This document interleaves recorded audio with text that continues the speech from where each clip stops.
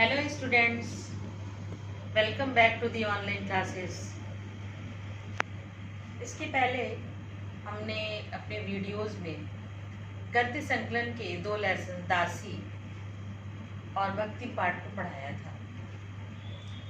आज हम काव्य मंजरी में लेसन 8 उद्यमी नर को पढ़ाएंगे, जिसके रचयिता रामधारी सिंह दिनकर जी हैं।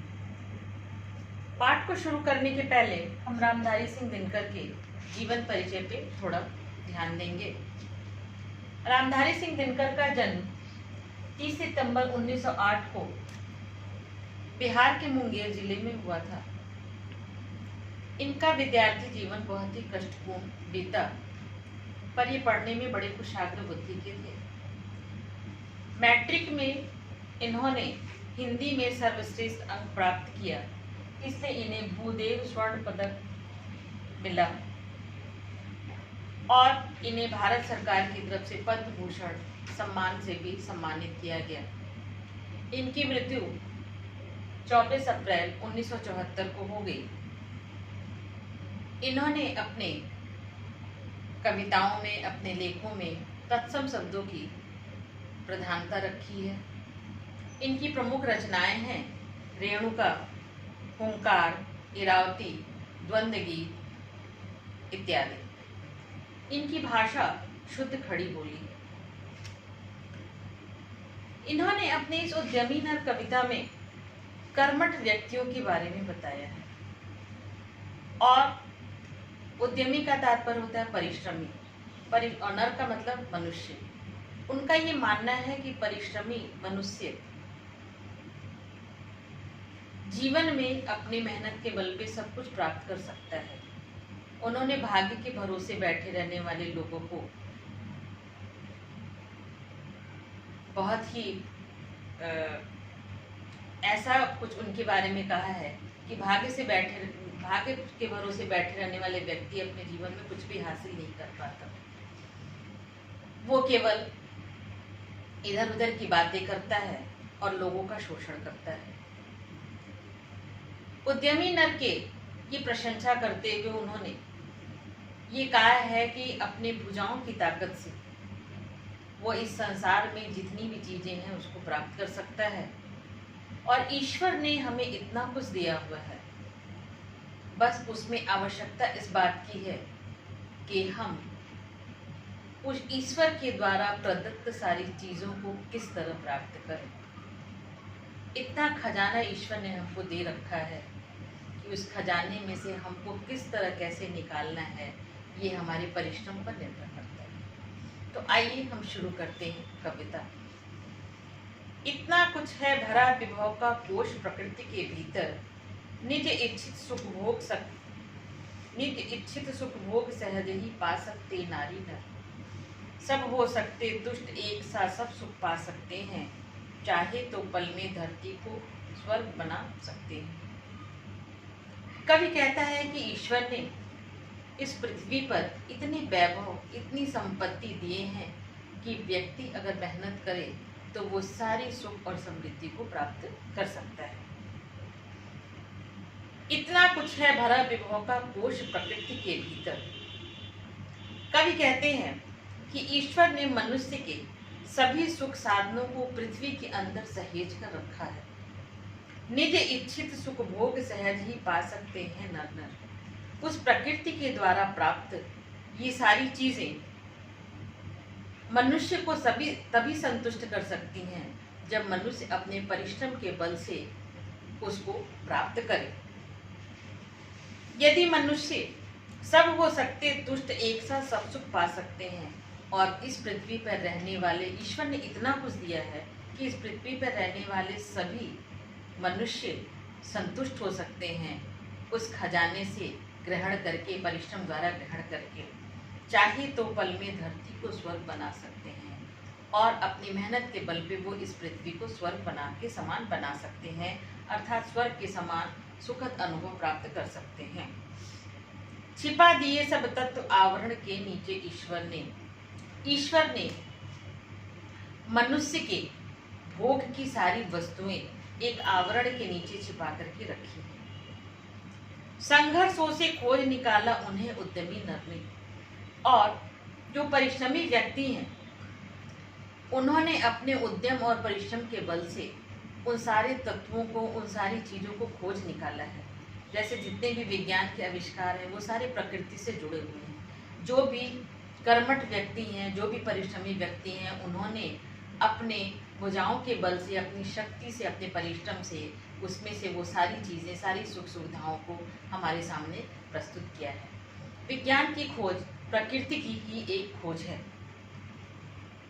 मनुष्य ऊपर से संघर्षों से खोज निकाला उन्हें, और संघर्ष के अपने कठिन परिश्रम से उसे परिश्रमी व्यक्ति ने निकाल लिया है। ब्रह्मा से कुछ लिखा भाग्य में मनुज नहीं लाया है। कुछ लोगों का ये मानना है कि उनके भाग्य में ये सब कुछ है, ब्रह्मा ने उनके भाग्य में लिख दिया है, इसलिए उन्हें प्राप्त है या सारी चीज़ें प्राप्त है। पर रामधारी सिंह दिनकर जी कहते हैं कि ब्रह्मा से कुछ लिखा भाग्य में मनुष्य नहीं लाया है। अपने भाग्य में लिख करके मनुष्य कुछ भी नहीं लाया है, अपना सुख उसने अपने भुजबल से ही पाया है। अर्थात जो कर्मठ है वो कर्मठ व्यक्ति अपने भुजाओं की शक्ति से ही इस संसार में सब कुछ प्राप्त किया है। अर्थात सुखी और संतुष्ट वही है जिसने अपने भुजाओं की शक्ति से, जिसने अपने परिश्रम से ही सारी चीजें प्राप्त की हैं। कविता का दूसरा पाठ है।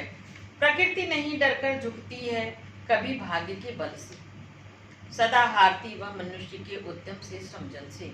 ब्रह्मा का अभिलेख पढ़ा करते हैं निरुद्यमी प्राणी, धोते वीर कुंवक बाल का बहा ध्रुवों से पानी। कवि इस पंक्तियों में कहते हैं कि बिना परिश्रम के कोई भी वस्तु प्राप्त नहीं होती। प्रकृति कभी भी डर करके, झुक करके और मनुष्य को सब कुछ समर्पित नहीं करती, और ना कभी भाग्य के बल से कभी किसी ने कुछ प्राप्त किया है। प्रकृति हारती है तो केवल उद्यमी व्यक्ति से, वो उसके वश में हो जाती है, क्योंकि परिश्रमी व्यक्ति परिश्रम करके ही उससे सारी चीज़ों को प्राप्त कर सकता है। अपने आप कुछ भी चीज़ें नहीं मिलती। ब्रह्मा का अभिलेख पढ़ा करते हैं निरुद्यमी प्राणी। जो लोग ब्रह्मा का लिखा कहते हैं, हमारे ईश्वर द्वारा लिखा या भाग्य द्वारा, मेरे भाग्य में ये सारी चीज़ें लिखी हुई हैं, वे लोग ऐसे होते हैं जो निरुद्यमी होते हैं, अर्थात आलसी होते हैं। वे परिश्रम करना नहीं जानते। धोते वीर कुंवक भाल का बहा ध्रुवों से पानी। और जो वीर होते हैं, वीर की तुलना यहाँ पर उन्होंने कर्मठ व्यक्ति से की है। जो वीर होते हैं वे अपने कुंवक मतलब अपना जो बुरा लिखा हुआ होता है उसको भी हटा देते हैं। कैसे हटाते हैं? ध्रुवों से पानी, उनके माथे पर बहता हुआ पसीना, अर्थात अपने परिश्रम के बल से वो अपने बुरे भाग्य को भी सुख में परिवर्तित करते हैं। अर्थात परिश्रमी व्यक्ति के लिए कोई भी चीज़ भाग्य पर आधारित नहीं होता है। वो अपने भुजाओं के बल से, शक्ति से सारी चीज़ें प्राप्त कर लेते हैं। किसी को कोई चीज़ आसानी से मिल जाती है, किसी को कोई चीज़ के लिए बहुत परिश्रम करना पड़ता है, लेकिन प्राप्त वही व्यक्ति कर सकता है जो परिश्रम करे। अर्थात इस पंक्तियों में कवि ने परिश्रमी व्यक्ति, उद्यमी नर के महत्व को बताया है, और जो कोई भी कार्य नहीं करता उसे निरुद्यमी प्राणी कहा है। भाग्यवाद आवरण का, पाप का और शस्त्र शोषण का, जिसने दबा रखा है एक जन से भाग दूसरे जन का। पूछो किसी भाग्यवादी से, यदि विधि अंक प्रबल है, पद पर क्यों न देती स्वयं वसुधा निज रतन मुगल है। भाग्यवाद के संबंध में बताते हुए रामधारी सिंह दिनकर कहते हैं कि भाग्यवाद की बात करने वाले एक पाप का आवरण ओढ़े रहते हैं, उन्हें करना कुछ रहता नहीं है, इसलिए वो भाग्य को महत्व देते हुए और लोगों का, गरीब लोगों का शोषण करते हैं, और इस भाग्य के आधार पे वे अपने से कमजोर व्यक्तियों को दबा करके रखते हैं। पूछो किसी भाग्यवादी से, कवि कहते हैं कि अगर कोई बहुत भाग्यशाली है तो उस भाग्यवादी से पूछो कि विधि अंक इतना प्रबल है, अगर विधाता ने तुम्हारे भाग्य को इतना शक्तिशाली बनाया है, पद पर क्यों न देती स्वयं वसुधा निज रतन उगल है। तो ये पृथ्वी स्वयं उसके पैरों पे आकर के धन संपदा और वैभव क्यों नहीं उगल देती है। अर्थात पृथ्वी से हम तभी कुछ चीज़ें प्राप्त कर सकते हैं, चाहे उनकी गहराइयों से जो भी रत्न प्राप्त कर सकते हैं, जो भी चीज़ें प्राप्त कर सकते हैं, उसमें परिश्रम की अत्यंत आवश्यकता है। अनेकों उदाहरण भरे पड़े हुए हैं कि इस प्रकृति के द्वारा ही हम सारी चीज़ें प्राप्त करते हैं। और इस प्रकार रामधारी सिंह दिनकर ने इन पंक्तियों के माध्यम से परिश्रमी व्यक्ति को विशेष महत्व दिया है और भाग्यवादी को केवल कायर और एक ऐसा शस्त्र के रूप में भाग्यवादी व्यक्ति अपने भाग्य का प्रयोग करता है कि वो दीन और दबे हुए लोगों को दबा करके और उनका शोषण कर सके।